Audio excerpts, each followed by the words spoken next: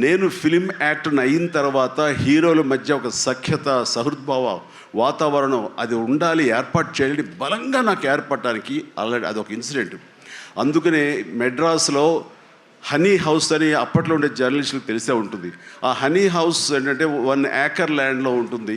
ఎక్కడ ఏ 100 days function జరిగినా, ఏ ముహూర్తాలు ప్రారంభోత్సవాలు జరిగినా, ఎవరికి ఏ బర్త్డేలు జరిగినా, ఏ 31st నైట్ డిసెంబర్ ఫంక్షన్ చేసుకోవాలనుకున్నా సరే అటు తమిళ ఇండస్ట్రీని ఇటు తెలుగు ఇండస్ట్రీని ఆహ్వానించి అక్కడ అందరికీ చక్కగా పార్టీ ఇచ్చి ఒక రిక్రియేషన్ తోటి మంచి భోజనాలు చేసుకుంటూ, అంటే అవి ఉంటాయనుకోండి, అది వేరే విషయం.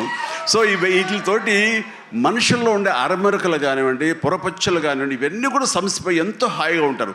అది నేను ఆ విషయం చాలా చాలా సక్సెస్ఫుల్. కాబట్టి ఈ రోజుకి నాగార్జున, వెంకటేష్ అండ్ బాలకృష్ణ మేమందరం కలిసికట్టుగా ఉండటానికి, ఒకళ్ళ ఫంక్షన్ ఒకళ్ళు వెళ్ళటానికి, ఈ మధ్యకాలంలో బాలకృష్ణ 50th ఫిల్మ్ సందర్భంగా నట జీవితం సంబంధించి చేసిన ఫంక్షన్లో నేను పార్టిసిపేట్ చేశాను. అలాగే నాగార్జున మేము వెరీ ఫ్రీక్వెంట్గా కలుసుకుంటుంటాం. ఈ రకంగా అరమరికలు ఉండకూడదు. అభిమానం అంటే అది పర్సనల్. నా ఒక రకమైన భోజనం రుచిస్తుంది, ఇంకొక రకమైన భోజనం రుచిస్తుంది. అలాగే ఒకళ్ళు ఇంకొకరితో కనెక్ట్ అవుతారు యాక్టర్లుగా.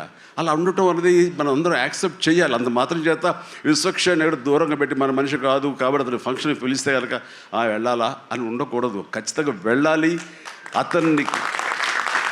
అతను మన ఈ ఇండస్ట్రీ మనిషే, మనలో ఒకడు, మన కుటుంబ సభ్యుడు అన్న భావం, అన్న మెసేజ్ మనం ప్రివేల్ చేయాలి.